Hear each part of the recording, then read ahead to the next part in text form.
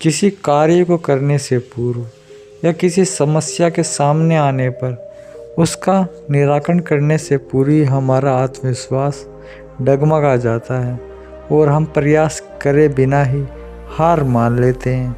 कई बार हम एक दो प्रयास में असफल होने पर प्रयास करना छोड़ देते हैं, जबकि हो सकता है कुछ प्रयास और करने पर कार्य पूर्ण हो जाता या समस्या का समाधान हो जाता।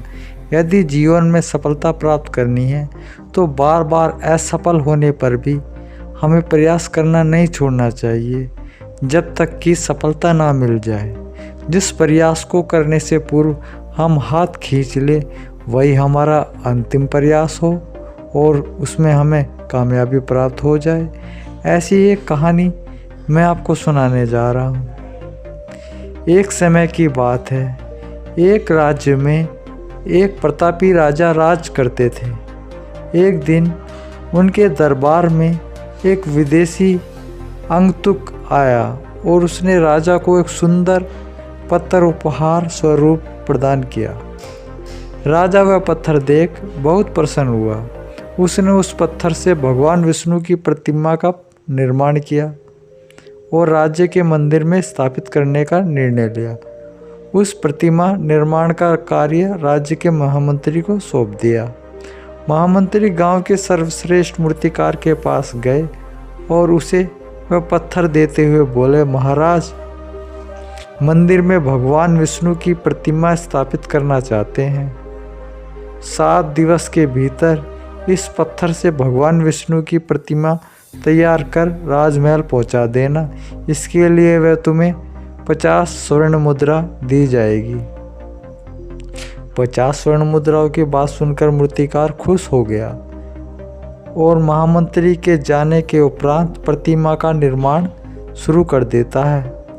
उसने औजार निकाले और अपने औजार से उसने एक हथौड़ा लिया और एक पत्थर को तोड़ने लगा।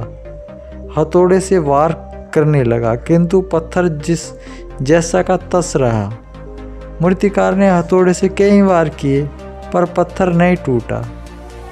50 बार प्रयास करने के उपरांत मूर्तिकार ने अंतिम बार प्रयास करने के उद्देश्य से हथौड़ा उठाया, किंतु वह यह सोचकर हथौड़े का प्रहार करने से पूर्व उसने हाथ खींच लिया कि जब 50 बार वार करने से पत्थर नहीं टूटा तो अब क्या टूटेगा।